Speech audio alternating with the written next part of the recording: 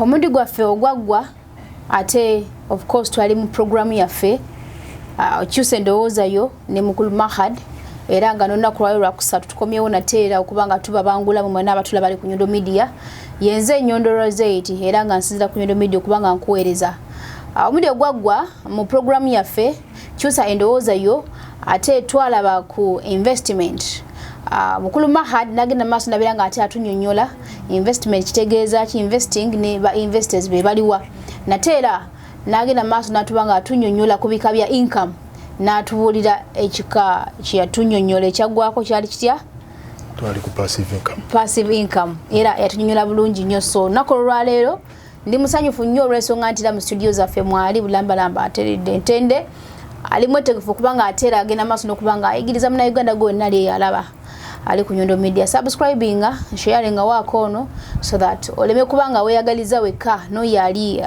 yona jali abere nga asobola okufuna link abere nga joininga abere nga ate aiga mukulu Mahad tusanyisa okulaba n'olunaku lwaleero ngensanyusa basanga mukyala Nyondo muje baleko mulimu tya weekend okuvola okusalulio twasisinkana jidde twasembayo okusisinkana okay obulamu bukuyisiza butya paka lwaleero obulamu bulamu kyoyinza okugamba buza kwakulaba oyo abatulaba mwonna mbabuuzizzaako era mbalamusizza assalamu alaikum warahmatullahi wabarakatuhu okusuubira kwange konna kuli nti muli bulungi abatali bulungi mujja kuba bulungi singa mukulembeza omutonzi okufumiitiriza n'okwesigamira ku mazima kyekyo omundi ogwaggwa of course mu programu yaffe Kyuusa Endowoozayo twalaba ate ekika kya income ekimu kubanga byali bibiri era nga oli wingi kubanga obitusomesa naye ate twakwatako kimu lwakadde kyetwamaliriza ekyokubiri kyesimanyi oba noyalaba kyatamanyi kyalindidde okubanga ate awulira oba nga afunamu of course yaffe yaggwa abaana ba appreciating comments zali nungi nnyo zali nungi nnyo n'ebibuuzo of course abasinga bali contented with what you told them kandi ndowooza bulambala tusobola okugenderawo straight and they seem to have understood. Wow, that's great. Abalungi abatulaba once again mbalamusizzaako mwenna mwebale kubeera nga mutuwuliriza mutuwa amaanyi okwongera okubafisizaawo akadde tujje tubeeko ne bye tunyumyamu. Okay, twongere okweyigiriza ku byenfuna sifa abasinga okubitegeera ennyo naye tulowooza nti kyoba otegedde kisinga kunywera ng'okisharinze ne munno ate nga ffe tulowooza nti sharing is caring yekka yesinga gye tusobola okubeera nga tubawa n'okuzza eri mmwe abawagizi baffe batuwagidde abo boolaba awalan wa qabla kulla shay tujja kusooka n'okubeera nga tujjukanya abantu baffe ku kika kya passive income kye twasooka okubeera nga tutunuulira ayamesinga sho tuleme kumuvuga speed. Okay, passive income twali twogera ku kika ekya business oba ekya income kye tuyingiza mu nsawo zaffe nga tetuliiwo personally oba nga tuli mu kitono in terms of physical appearance oba okubeerawo visibility. Okay, oba mu kitono omulimu ogenda kugulambulako ku weekend abalimi kyenjogerako mu kitegeera obeera e Kampala mu office zo n'ogenda n'olambula ku nsolo zo. Okay, bw'ofuna ebiba tebiteredde zikubeererawo whereby nti nsobola okutunda ente 3 miliyoni 5. Okay, nembaako n'ekizibu kyenzivuunuka oluvannyuma lw'okukakasa nti ente ezisigaddewo zigenda kwongera okukola omulimu n'okuzibikira ebituli bino. Okay, ndowooza ebimu ku examples zenjagala tuweeyoko ku passive income mwe muli okubeera ne asset singa ez'ente okubeera n'amalimiro ag'ebimera agriculture. Okay, kuba ye tebamubeererako nti agriculture aleeta sente za buli lunaku kakati ye example entuufu nti agriculture yo nga yo business nti yo business it's a passive income business. Okay, kakasente ke tugijjamu kaba seasonal okitegera ekintu ekyo era kaba katubeererawo mu mbeera efaanaganako tugoberera ngo olina kyolima kiba kitegeeza olina ettaka ate ku level kyonna kyolima kyolina kyewasigamu oba osobola okukitunda obulamu bw'ensi buno abantu bonna abagagga abayina kye balina balina kye batunda okay bw'oba tolina kyotunda obwo bwe bwavu bubeera bukoolekedde okay so kakati abantu abalina rentals amayumba ag'obupangisa aba yeebase no ng'akola omwezi oguggwako akasente nga kagenda ku akawunti abalina piki abaana nga bazibavugira abeera akola abantu abamu abalina businesses ez'enjawulo ze basigamu akasimbi abantu aba investinga mu stock market abalina shares emigabo ba board of governors abatuula ku board ba directors tebabeerawo okujja nammwe bakole mbw abala ebitabo manager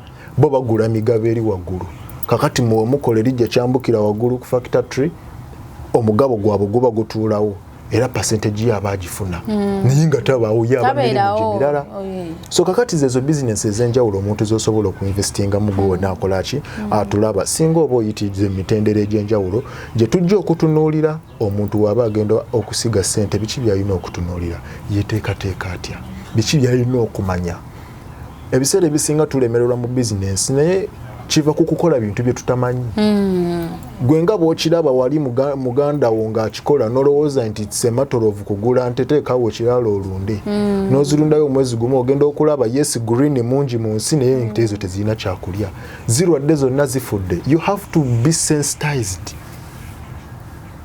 buli kimu kigenda na kuyiga okay buli kimu kigenda na kuyiga professor asomesa business classes mu NSSF ate tamanyi kukama nte era bwajjanga naye aleese ebitabo bye bamukuba omugere we gutamutta tumutwala mulago ekyo nakyo abalina kukiyiga iva omulimu gwa wansi naye abalina kukiyiga so kakati gwe tolowooza nti ogenda kuva bwero joyi oteeke ssente mu kintu nga tomanyi bwe kikola bwe buzibu bannayuganda bwe tusinza okufuna o investinga ssente mu bintu by'otamanyi we bikola ate gw'olowooza nti yabimanyi nga naye tabimanyi kakati ssente ne zifiiraawo hakan oba by right bayinza okuba nga tebakubbye okay naye nga tewagoberedde principles n'amateeka gakukkiriza ku investinga you are not an investor obadde weegwanyiza okubeera investor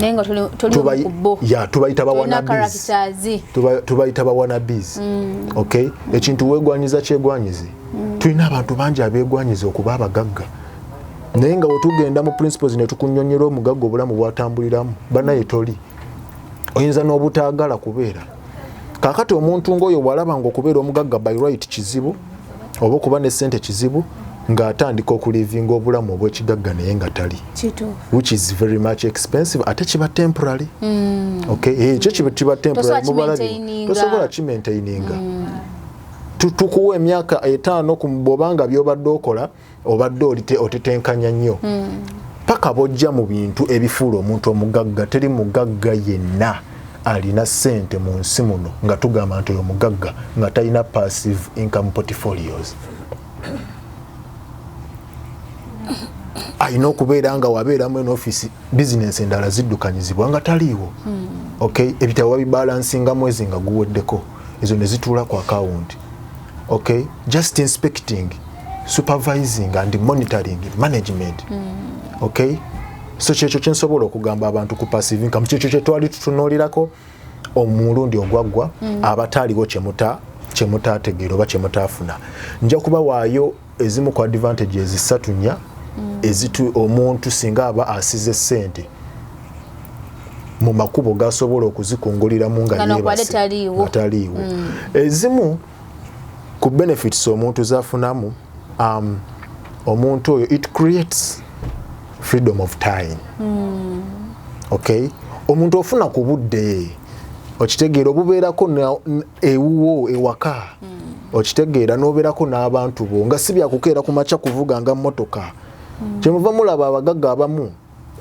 abakozi bamera entondo ne banyigira abagagga mbu ffe simanya tukeera ssaawa 12 omugagga ajja ssaawa 4 bizinensi yo ekitandika oluludda nagenda otandikawo iyo abantu abamu tubeeko n'ebintu biturekerawo ku bizinensi yo omusajja yakola enteekateeka ze kyoba abayingira ekibuga saawa 4 saawa 5 abaana baguddewo ddaadiwo yabakola enteekateeka ate nabo tebasomye financial literacy tebamanyi nti omuntu atuuka kaseera n'ava ku mulimu n'atandika ekikye abali mu hardware abakola bo baliwo okukola for life nga we waliwo wano abadedicating mbo bagenda kubeera mu Dubai for life naye gye tunaakoma nga tuwangala nammwe ku mutimbagano guno nze nkakasa eyo mindset eyo gye muyina ey'okubeera wano bulamu ejja kyuka inshallah. Okay, eso kakati ye ensonga gyensooka gyenzikiririzaamu nti omuntu afuna freedom of time. Ekyokubiri, it reduces some stress mu bulamu. Otuuka kaseera ng'ensimbi ne stress z'ensimbi tezikyakuleebukanya. Fees waabula okitegeera gombe esesa abasomesa omusaala leero tebabawadde. Gwenga gw'omusomesa togira nnyo bw'obanga ennakaseke oyinayo faamu ye ey'ente ng'ogenda osooka otoola ku ezo bbiri ng'osasulira abaana fees. Okay, gw'alina faamu y'ente togenda atayina toyina ky'ogenda kutunda era ogenda kukabira ekonome okabire gavumenti. Mulimu n'abantu abeekaza fees zibabula ne bakabira gavumenti. Okay, government, where are you? Yeah, this is your responsibility.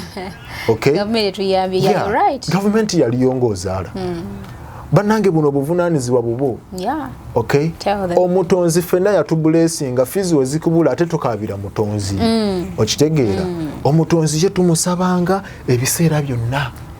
Okay, tandika ku strategizing nzifunye ntya obuzibu buvuddewa bwemufuna sente ezisobola okugula piki sente ezisobola okugula piki nnya zonna ozikwata n'ozigulamu emmotoka. People are investing ng'ogula liability. Emmotoka egenda kulyako emitwalo 5 buli lunaku z'amafuta. Okay, kakati bwe buzibu musanga bwe bagira nga bagitomera yonna ng'eggwawo bagikonedde ku Ntebe Road naye nga wagiteeka miliyoni 2. Ezo miliyoni 2 wozisige wantu mu mwaka oba mu miliyoni 4 plus depending on the type of portfolio you invested in. Okay, bino n'ebintu abantu abavubuka bye batalowoozaako balowooza byabakadde kyokka n'abakadde abatabikola muvubuka bwabwe pressure zibatta era batawaanya batabani baabwe ne bawala baabwe abali ku byeyo. Abavubuka tulina okukola ebintu bino, tulina okuggulawo okuba n'endowooza eno mu myaka gino eno tusobole okubeera n'emirembe nga tukola ki nga tukaddiye. Last time I was watching an interview of Ibrahim Mukasa ku Extra Digest nga interviewing Edwin Tumusiime omukulu oyo. Mbagala nnyo abasajja abo abagezigezi ebintu babikoze ate bekkiririzaamu. Okay, Edwin yabadde agezaako okutuwa schedule ya week engeri gy'atambuzaamu obulamu bwe. Okay, n'akulaga nti alina ennaku ze 3 akolera waka era nga alina ne office ye waka. Okay, abasobola bajja ginoonyako bongere okubaako ne kye bayiga akolera waka. Goyinayo muzeeyi wo tabangako na schedule eyo ne waka tayiriwo office tayinawo office lwansonga teyakola nteekateeka. Kituufu. Bamukozesezza kuva olwe yamala okusoma muzeeyi wo paka lw'abazadde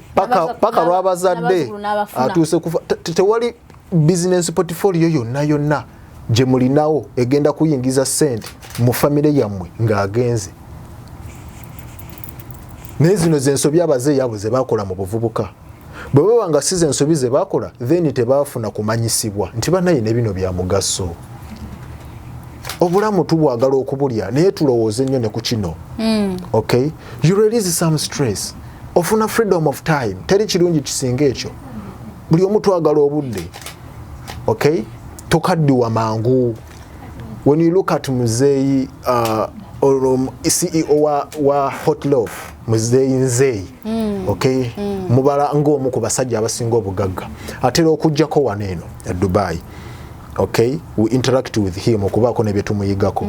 Naye omusajja bw'omutunuulira n'akubulira n'emyaka gye yatandika okunoonyezaamu ensimbi, honestly oyinza okugamba nti omusajja ono gino emyaka gy'alina bw'ati bw'afaanana. Sent ojja kaddiwa ku myaka 5 tulowooza oli wa 7 naye ng'oli wa 5. Okay, 49. Peace of mind sent. Wenyigire nnyo mu kumanya ojja kumanya engeri gye bakontrolingamu stress. Bino byonna ebintu gyebiri eyo naye go just subscribe wano ku Nyondo Media ebisinga tujja kuba tubikuleetera. Of course. Okay? So kakati mwenyigire nnyo mu kusiga ssente wamugendo zikungulira nga tewenyigiddemu. Okay? Vo byoba ozitaddemu ino bango obimanyi teba kuvuga speed ero ino kwatagana n'abakugu mu byo. Lwansonga byonna tetubimanya naye ekinyusi kya kusoma bineeno butabwe biddukanyizibwa. Nja kubasaba bakkirize passive income tugiveeko. Bakkiriza. Tugenda kuya okay. By the way, going to lava. Ndoza munda babwenshanana. Yeah, that is it. Nyondo Gilimu ate ye nyambaza natera yenkola akasuka noga mukalaba wenfanana Nyondo Gilimu. So go nawe na yanitaze okubanga ate ofuna ekizigo ekiterusa mwana watu kozesa Nyondo Gilimu.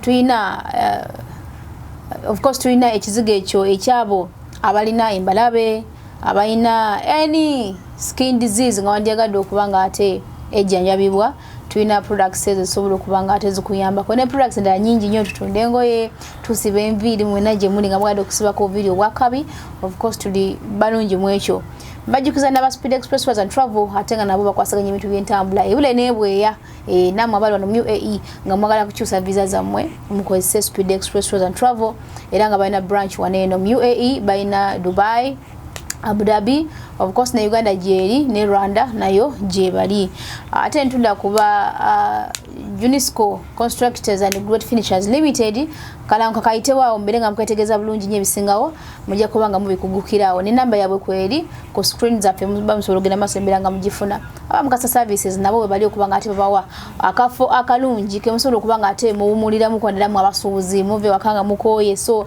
abataga akafo kosobola kuwumulira muko ngati wali kikutataganya kyonna tempo zinemba jukiza naba Brewster Coffee Obsession Academy ate nga nabo banyuvu bakugu nnyo mu kusomesa abayizi coffee ne mukuguka natya ne mufuka aba baristas abakabi ne mufuna ku sente nga mukola emirimu gya baristas natera sijagana tena kwebaza ko ate CEO wa Baker's Choice Bakery ate of course gwenda mu studio za fono ko lwalero nga naye akola chamanyi okubanga ate Nyondo Media emirao. By the way kankwebaza mukulu Mahade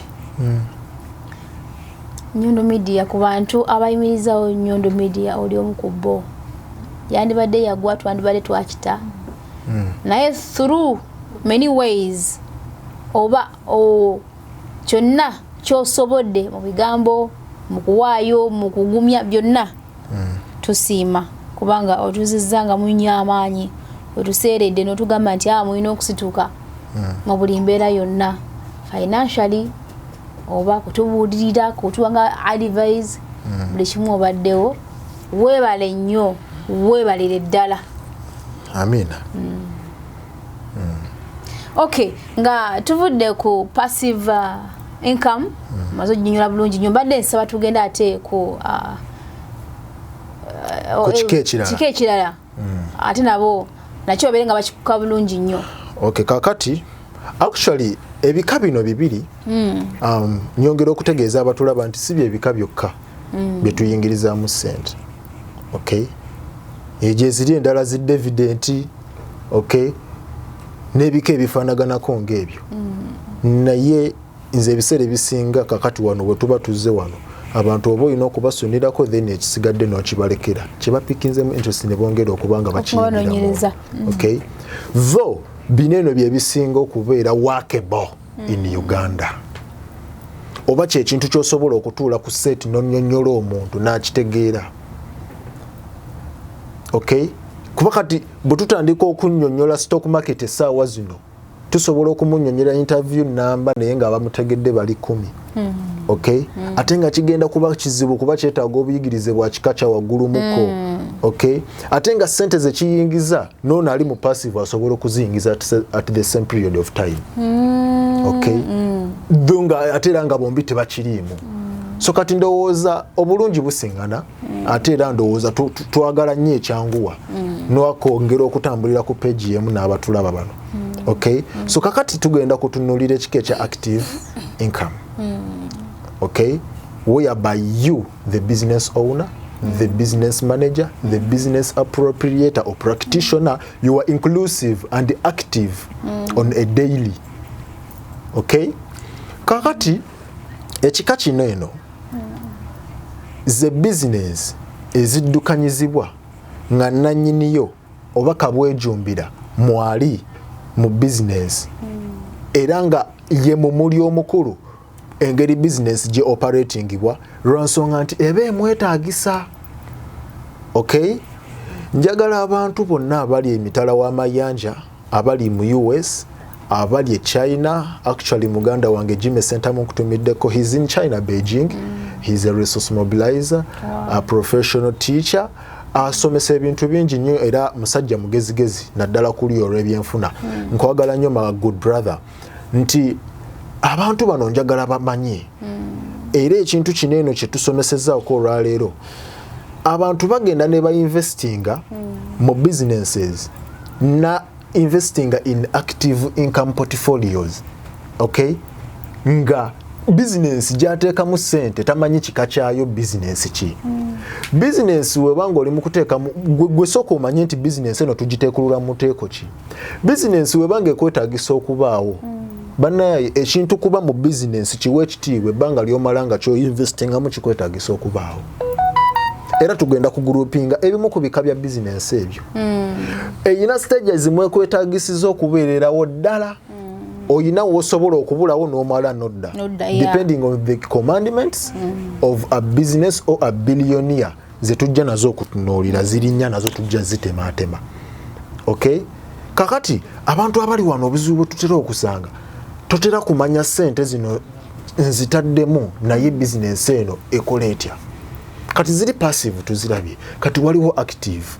Kakati mulimu abaagala bakwate active income portfolios baziteekemu nga tebaliiwo bagifuule passive. Bajja kugwa. Tezirwa nawo era ekikulagirawo. Buli lwolowooza ku mugaati ogw'omulembe era omuwoomu ddala lowooza ku Baker's Choice Bread okukolebwa banno ba Baker's Choice Bakery. Bano bakola ne kekisi eza buli kika omuli ez'amazaalibwa, keki z'embaga, keki z'okwanjula, baby shower cakes, graduation cakes, donati mu bika eby'enjawulo, burger bread, loaf bread, amandaazi, daddies n'ebintu ebirala bingi. Kubako noti 7 noti 3 9 emunya 7 2 oba noti 7 noti 8 2 mukaga emu mwenda oba plus mwenda musanvu emu 589 mwenda mukaga emu 826. Baker's Choice Bakery. Taste the Baker's Choice. Okay, mukulike eyo mu bulango bakama baffe ampoze nga atera tukyagenda ddala maaso ne mwami Mahad mu programu yaffe kyusa endowoozayo. Kakati tubadde tukyatunuulira ekika kino eno ekya active income kyetukkiriza nti banna business abasinga kye bawangaaliramu abasuubuzi bonna awo mu kibuga. Okay? Ne bannabyanfuna abasinga kyonna kyokola nga kyokeera okukola ku makya. Okay? Oba obulamu bwo nga kyo yeshediyo business eyo nga gwageddukanyiza oli mu kika ekya active income oba akasente k'oyingiza bwe tuba tubigulupinga tubiteeka mu ttuluba eryo. Okay? Kakati business eyo mbadde ngezaako okutegeeza abantu nti tufuna okubuzaabuzibwa oba tetuwangulwa kimala nga tugenda okusiga ssente ffe abantu abatawangalira mu ggwanga as of now. Okay? Nti omuntu ayinza okwagala kakati tumaze okusoma ne tutegeera nti passive income kyekika kya business omuntu kyaddukanya nga taliiwo ne tuwa example y'ebintu byasobola okukola mu kikulu ekyo. Okay? Abantu ne tubibalaga ne tubibategeeza. Naye kakati ojja kwesanga ng'omuntu ye wabadde asonda ssente ze era mu bizinesi z'asuubira okuddukanya nga mu nsi taliimu ate tugenda kugigulupingira mu active income ng'emwetaagisa okubaawo. Kino nno wanaaba tafunye bubangufu bumala kumanya buta bwe kikola na kukakasa nti kimwetaagisa okubeerawo ssente ze zakitaddemu zirina okufa. Okay? Ssente zirina okufa by all means tekiriiko kuteesa. Naye bwe zimala okufa oba bwe kimala okugaana okukola ekisooka agenda kwekwasa economy. Economy nfu. Ekyokubiri ajja kwekwasa Museveni. Ekyokusatu ajja kwekwasa abamuloga oba abatamwagaliza.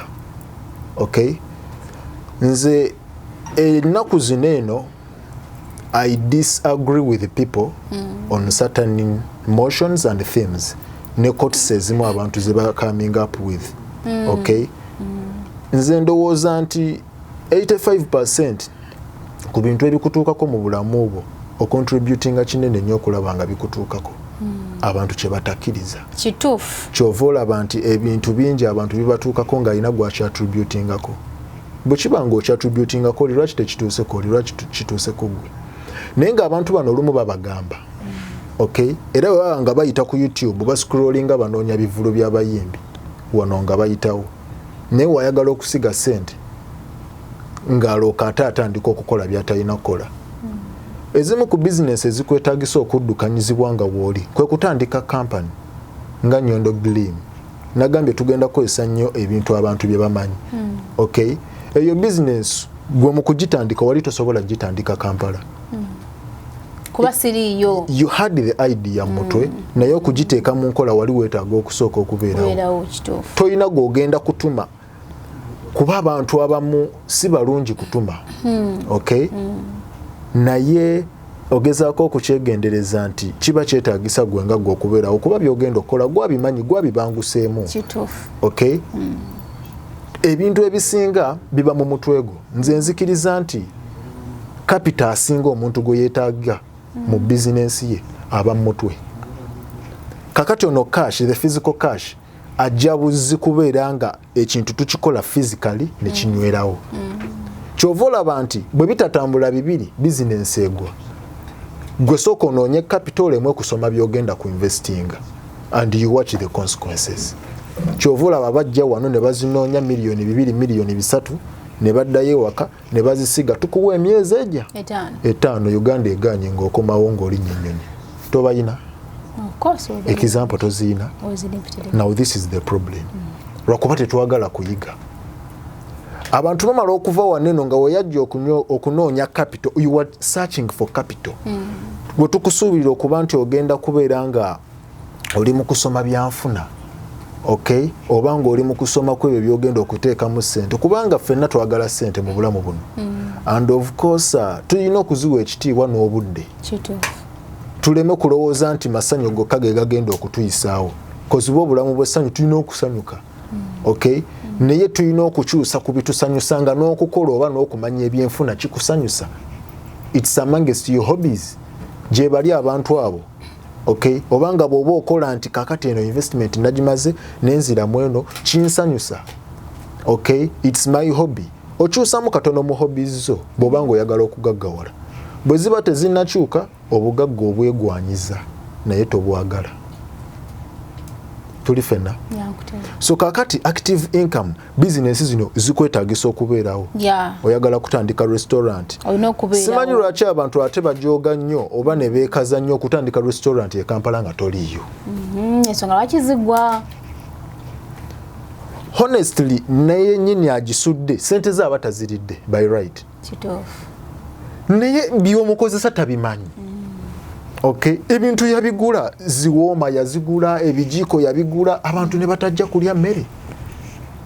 Tuyina strategies ze tutunuulira when we are setting up certain businesses. Oyagala kutunuulira restaurant toyina kyomanyi tomala gagenda kunoonya information imbu ngende ku Google. Noonya abakugu abajja okunnyonnyola ebintu bineno mu lulimiro. Okay, tukukolere research ku a restaurant oba business eyo gy'oyagala at a premium charge. Okay? Kakati ebintu bineno babikubangulemu obimanye obitegeere omanye nti kakati restaurant wemba njagala nga njagala kuteeka kololo a restaurant erina kubeera ku mutindo weguti abagagga b'ekololo bali emmere kikabwe ekiti bwemba nga njagala kukola simanya shawaruma biki ebyo sibitwala kawempe mu kirokole nja kumala wiki nga sifunye yadde customer bitwale kololo yewali abantu abatambuddeko ababimanyi era yewali abantu abajja okubigula omuwendo gw'oyagala sente zo zisobole okuvaayo lwansonga nti money power gy'ogenda okukozesa it's of a high cost. Abamanyi okubifumba babbeeyi si ba bulijjo nti ogenda kufumba pirawo mu katale. Eyo analysis tosobola kugikola bw'oba osituse wano n'ova mu kampuni ye ya security n'ogenda n'obiteekayo. n'ogula ebyuma ebyebbeeyi n'obitwala e Kampala ekintu n'okiteeka mu location enkyamu at the end of the day n'ogamba ensi nti bakuloga. As of now nze sikyattributinga failure ya muntu yenna ku muntu yenna. Kaabe mutonzi omutonzi tumusaba you are lucky I'm lucky. The grounds of being lucky and being blessed in front of God are equal. It's just a business nti oli agamba mbu ffe tubasabira ono alina omukisa munene that gambling ate Abannayuganda bagezi nnyo. Okay?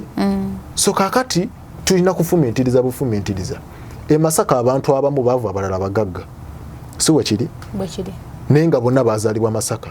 Abamu ne bagamba ffe katugende e Kampala tuyiiye. Era ebintu ebyo byonna bikulaga byazzenga akola nga yatetenkanya okulaba nga atuuka waali. Okay? Naye bye baalekayo bakyaliyo. Okay? Bali malumonde muwogo obulamu bwe bategeera. And they are the same people abagenda okuvaayo batambuze ebigere bagende. Business zino zirina ezimu ku characteristics zaazo nti ezimu ku characteristics zaazo kituzifunamu nti zisobola okuyingiza akasente on a daily buli lunaku ng'obaako nekyoyingiza. Nsonga nti okola sales zirimu nnyo sales eza buli lunaku oba eziri frequent ate ekitali mu passive. Nti bya passive biba byakugumiikiriza ekisooka ate ebibaamu n'okuba nga tusuubira oluvannyuma lwa mwezi. Ate ne bwe kiba kijja buli lunaku tukigroupinga ng'era okifunira mu kagero ka bbanga. Naye nti kaakati waneeno passive income omuntu asiga mwe muli business ng'okukola company, okay, nti ekola bizigo, okukola edduuka hardware buli lunaku olina okutunda, waliwo sales oba transactions ezikolebwa, okay, mwe tusuubira okuba nti oba ofuna amagoba. Okay? Yeah, so kakati business eyo omuntu kyalina okwongera okugitegeerako oba okugimanyako nti yeetaaga okubeera nga omuntu oyo agyenyigiramu ate nga nebyakola abitegeera bulungi. Okay? Omuntu yeetaaga okubeera nga mubangufu bulungi. Eri so challenging and technical mu kyonna kyoyagala okukola. Okumanya business zinene ziri so active za njawulo nnyo oba ze tuyita active income portfolios za njawulo nnyo nti however small it is bw'obanga toyina what we call financial literacy and financial discipline and your management skills as a business nazo zikyali nfu. However small it is ekulema era neegwa. Tolabangako bavubuka bava mu kyalo nga zikola mudala gwa chapati nga capital awera bulungi n'agula kalayi n'agula ne crate z'amagi mu wiiki emu sente n'azimanaginga bubi nebigwa naye nga capital yamuyina era n'omulundi ogwasooka abantu balya chapati. Okay? Business nezigwa tujja kutunulira lwaki zibalema okukola nezitatuuka ku mutindo. Kyo nakyo kigaziiko. Awo omuntu tuba tulina obimutanyiza bulungi nga tetubijabudde n'abitegeera. Okay? So kakati tusooke twogere ku creativity when we are talking of active income portfolios. Bwe tuba nga twagala okuziteekateeka someone has to be creative kuba gwogenda okibeeramu. Okay? Ekirala omuntu alina okubeera ne business idea mu mutwe. Olwo nno tujja nga tonnasiga tugiddukanya tutya tugikola tutya. Omuntu olina okubeera ne business idea. Njagala kola ki? Ekintu kino okimanyiiko ki? Okay? Kati gwe idea y'okukola company ekola ebizigo wagijjawa? Of course nasooka kirowoozaako. N'omala ebbanga? Nemala ebbanga kirowoozaako. Not until I had to put it in action. Ng'omaze okweteekateeka? Amaze okweteekateeka n'okukimanya kikola kitya. Okay. Kitambula kitya. Waliwo abakyagala kirina kubeera kitya. No determining how high the risk should be, how low. Yeah. Era byonna n'obitunuulira. So kakati as of now kitambula kitya? Kuba obadde wakakitandika ebbanga eriise. Tekidisappointinga. Kipromisinga. Tekinnaba kibi. That's great. Tubadde tunyumyamu kawo naawe emabegako n'oŋŋamba nti olina bakasitoma 10. Yeah. Challenge gina kafeesinga as per now. Bakasitoma bayitirivu nga bw'okiwulira naye bali bunaayira. Bali bunaayira. Transport. Okay, kakati tutandikira awo nyini. This is as to why mbadde njikubuuzaako. Njagala abantu bano tubalage nti ebintu bino bya ddala tetunyumya binyumyembo oba biba byawandiikibwa. Okay, kakati good enough with this good sister of mine, and of course she's an entrepreneur. Kasito oyingira mu business va ku bino bye bakukozesa ku mulimu. Awo oli mu kukolera bakama abo. Okay, and you are serving one person. Okay, omulimu omanyi gumu gwa kukeera ekyo kyokola. Okitegeera ekintu ekyo naye bw'ovaayo n'otandika okukola ebintu ebyenjawulo nga weetaaga obuyigirize obw'enjawulo mu kino ne kino ne kino na buta bwe babiddukanya. Okay, okuba nga obeerawo n'obote bwe bazaazisa ssente awo oba ofuuse entrepreneur. Okay, kasita wenyigira mirimu gino eno. So kakati she's one. I'm going to share something and experience gye yakafunawo so far mu kino ekintu kye yatandise. Kakati ekimu ku nsobi ze tufuna oba ekimu ku bireetera bizinensi zino eno okutugwako obanga eruddewo oba omanyi omuntu asobola okukola ekintu ekituufu kyalina okukola nga bizinensi yakatandika n'agiyimirizaawo, then late on the way n'atandika okukyusaamu, either ye n'afa n'ateekamu abantu abatamanyi kyakola. Okay, oba ye kennyini n'akyusaamu n'ava ku blueprints oba business plan gye yakuba nga atandika business n'ayagala okuyingizaamu ebibye business n'eseererera awo. Kakati sofa challenge eyo omanye ebitukubisa business plan zino nga tuli mu kukola business zino eno tuba tugezaako kukendeeza ku challenges ze tugenda okusanga mu business. Bw'oba tolina business plan, challenge esookera ddala gy'ogenda okufuna mu business yabutakola business eyo. It's the first challenge. Teri business etalina business plan kagube mudaala gwa chapati oba tewagikubye bukubi oba okoze bye wawulidde. Mu Luwarabu tubiyita kalimatu ankila wakala, nawulidde oli oyogera nange naŋŋamba nange nenjogera nange nenteeka mu nkola. Ebyo mu business tebikola. Okay, so kakati tuyina okubeera nga wakola research, that's great. Okay, era okusinziira bwe tunyumizaamu mu mboozi yaffe ngezezaako okulaba nga you need to be appreciated. Okay, kubanga ettaka ly'owangalirako oba lyokolerako the cost of living is kind of high, simply because of the level of economic gains gye tuliko ate n'enkulaakulana ensi yo nga yo gyetuuseeko okubaako n'ekintu ky'ogunjaawo n'abantu ne bakuwagira nakyo si kintu kyangu nnyo.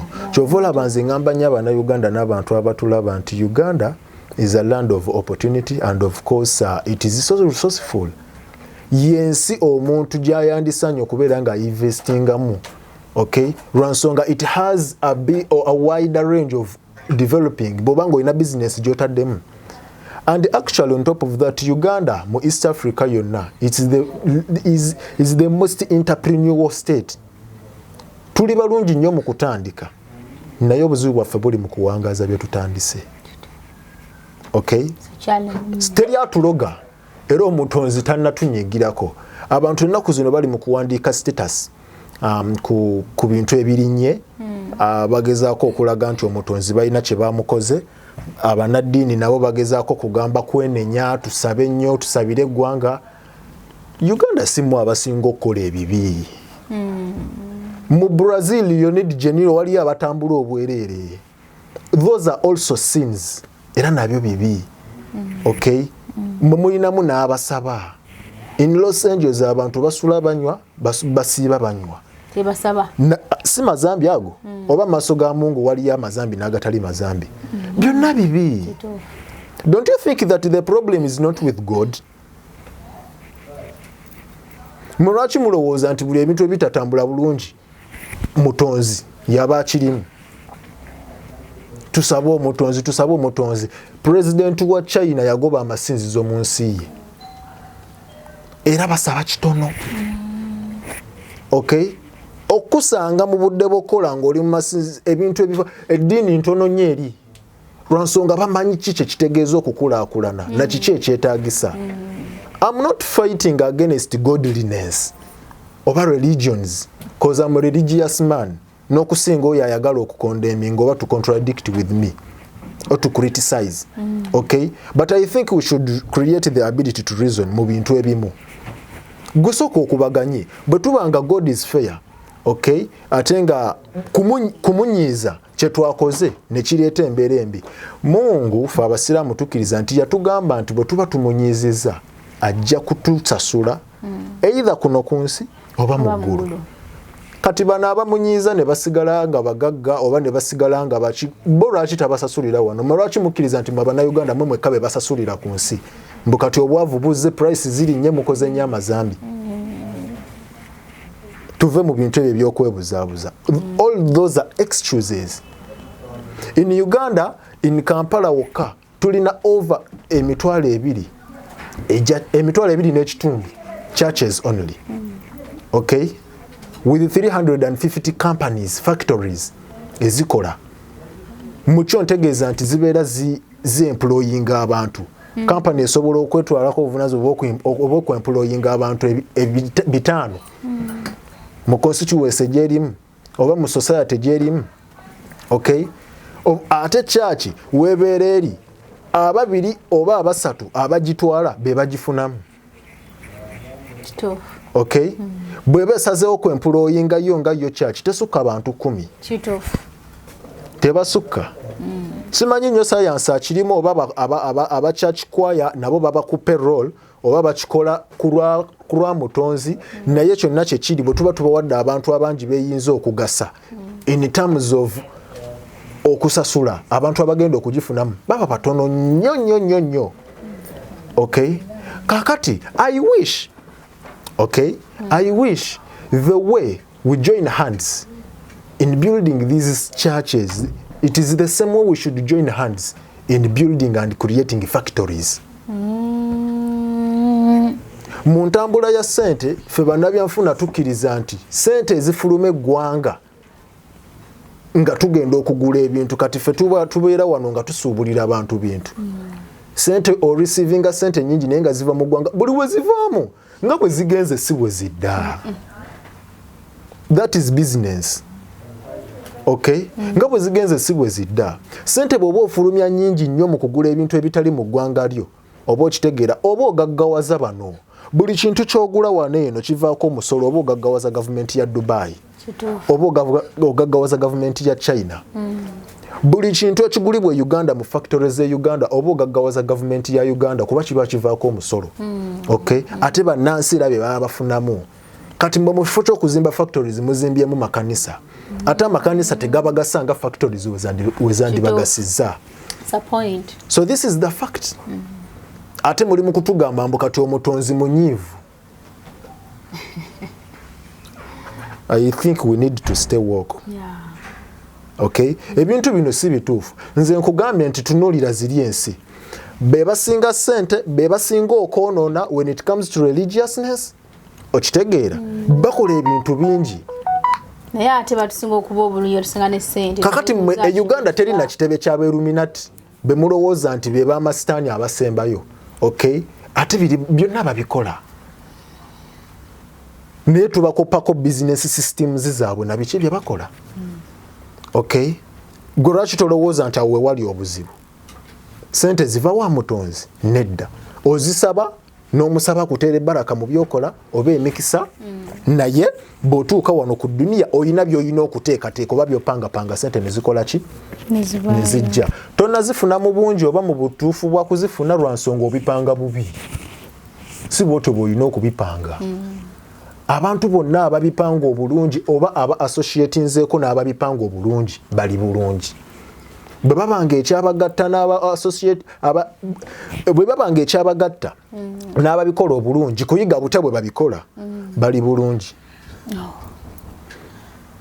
So gwe natulaba olwakadde kansuubire nti ate ne active income nayo ofunye ekyokuyiga bingi tubeera nga tubimanyi naye ate kuva mu bannaffe batuwa akadde n'okusala okutusomesa tubimanya. So n'olw'ensonga eyo twebaza mukulu Mahade olw'okwewangayo n'atuwa ebiseera by'akaddeke n'abeera nga ate asomesa ffe bannayuganda olw'ensonga nti tusoma mu lulimi Luganda. Tujja kubanga tusisinkana olundi Rokusatu nate era nga bulijjo mu programu yaffe Kyuusa Endowoozayo era nga sinakugalawo programu akasembayo ku active income kubanga tuyinza obutaagala kukola ki butaagala kugiddira oyo yenna ateekateeka okubeera nga aginvestingamu mukubiriza okukola ebintu bino wammanga ebisinga ajja kugenda abikoleko research ayongere okubanguka mu byo ekisooka you have to have a business idea kyoyagala okukola kirina okubaamu mu mutwe kituufu ekyokulala olina okubeera ne business plan before nga tonnatandika business. The idea comes first. The idea comes first. Idea mutujja plan. Okay? Mutujja plan. Business planning ngazi nnyo to an extent nti tuteekamu bye tusuubira okufuna mu business ne tuteekamu ensonga lwaki business tugikoze na lwaki era tuteekamu nawo we tugenda okugiteeka etuyambako okuzimba omuzimbo era business plan eno yetuyambako obutava ku mulamwa singa tuba tugenze nga business etambula bulungi oddayo ku business plan nti nagamba ntya kyali kitya ne tujja updating nga bwe tuba nga tulina ennongoosereza ze twagala okukolamu nga tuyita mu bakugu ekirala you should seek mentors. You should have a business consultant. Bawabuzi. Okay? Abawabuzi. Mu byenfuna. Nabagamba wano nti why do you think you have to attain a business? You should attain a personal lawyer, a personal doctor, a personal religious leader, sheikh wo oba pastor wo, and not a business consultant. Akuwabula mu byenfuna oba akukulembera mu byenfuna. Nze ndowooza nti naye omwetaaga bonna abeera naye ng'omulonze mu butuufu bw'okumulonda ng'era ye mutuufu gw'olina okubeera naye mujja tambulira ku peegi yemu kyekyo tweyanza nnyo mukulu Mahadi nakolwayo tutambudde oba oyinamu akakunkuna konna genda mu comment section teekayo ekibuuzo kyo sharinga video eno etukene ku muntu omulala tunaba kusubscribinga ninga tubagala nnyo nakolwa leero natera nga wiki yabadde ku kamera tusinkane olundi natera olwokusatu olujja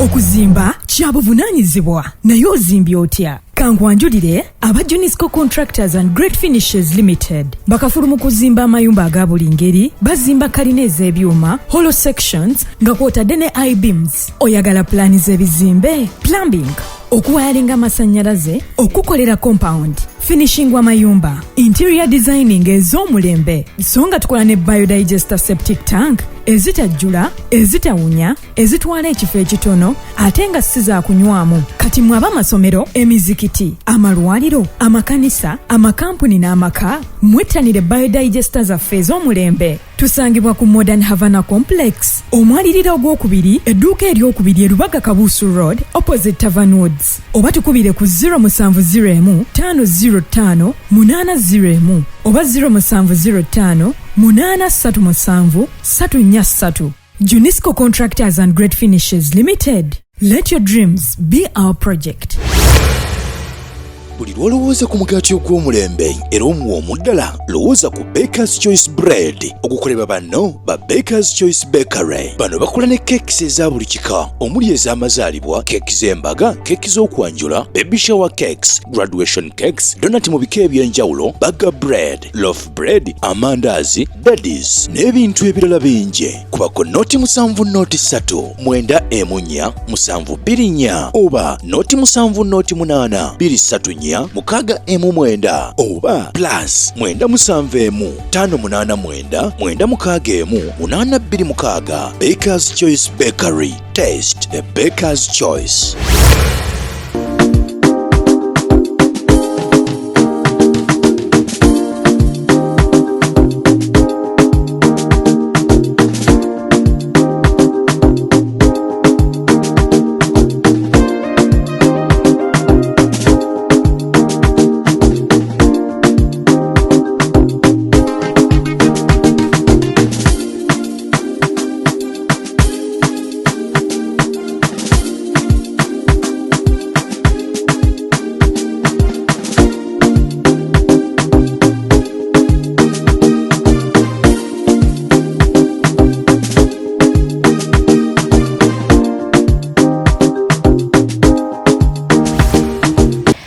tubaniriza mwenna bali ku Nyondo Media amanya gange nze Gloria Morgan Cheswa aka Chaos Stroke Danger.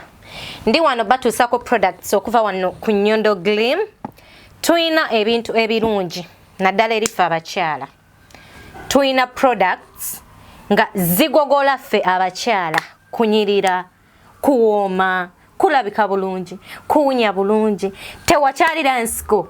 Manya abantu abamu tugenda ne twogera ku nsonga zino ne mwetwana nti nze siwulira ndi mwana muto muganda ngo bate wasiko ojja sika wane Dubai.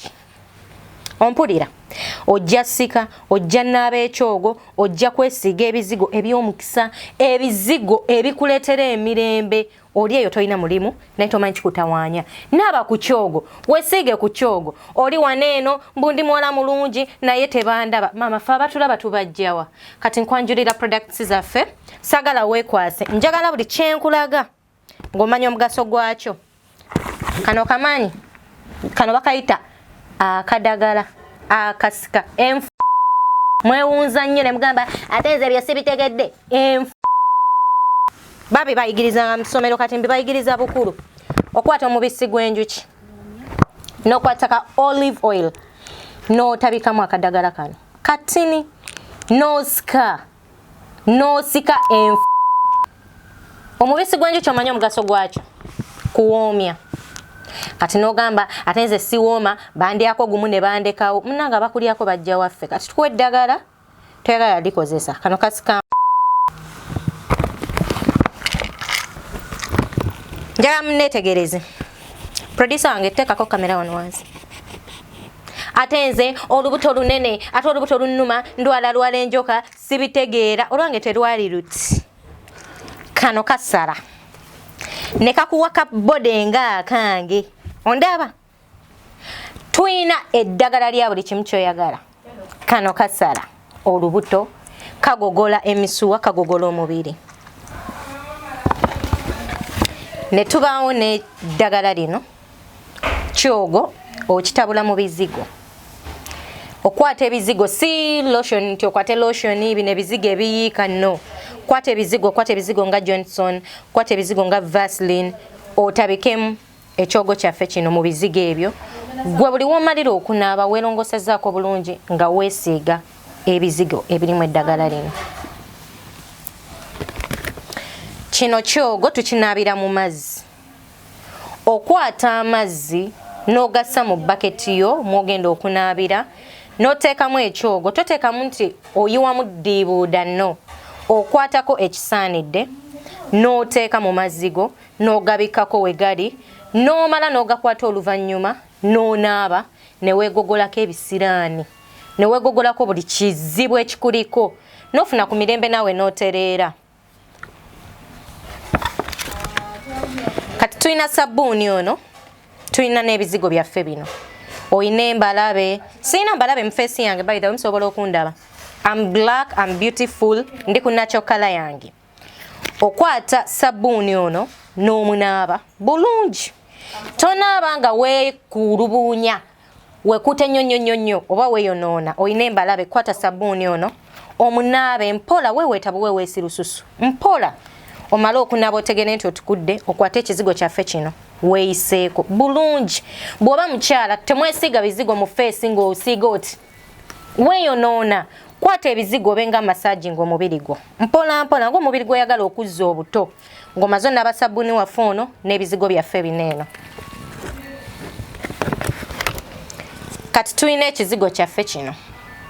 Oli mu Dubai. Gwoguze buli bizigo bye bagamba kino kya bbeeyi, kino kya layisi, kino kikola, kino tekikola. Tuyina ekizigo kyaffe kino wano bakiyita Nyondo Glim. Kikola. Togenda kweruka, togenda ku fadinga, skin egenda sigala nga webadde, naye egenda kunyirira, egenda ku glowinga. Your skin is gonna glow. Nga toliimu kabalabe, toliimu ki. You can look at my skin. Ndi muddugavu naye sina mbalabe. Ndi muddugavu naye skin yange erabika bulungi. Ne wemba seesiize bizigo naye nga naabye. Feesi yange eyina oil oyo gwereeta omulungi nti buli wennaaba ne neesiga bino ebizigo olususu luweweera. Kati olususu buli obutuli bw'oku lususu we bubeera nga buli open. Olususu lufulumya ebikyafu. Kati womala okunaaba ne weeyisaako akazigo kano, wumula bulungi gweterera relax ne wonoddamu okunaaba olunaku lwe lumu n'otobyezza ku lususu olususu still lugenda sigala nga luli smooth nga lussa bulungi ate nga luweweevu bulungi.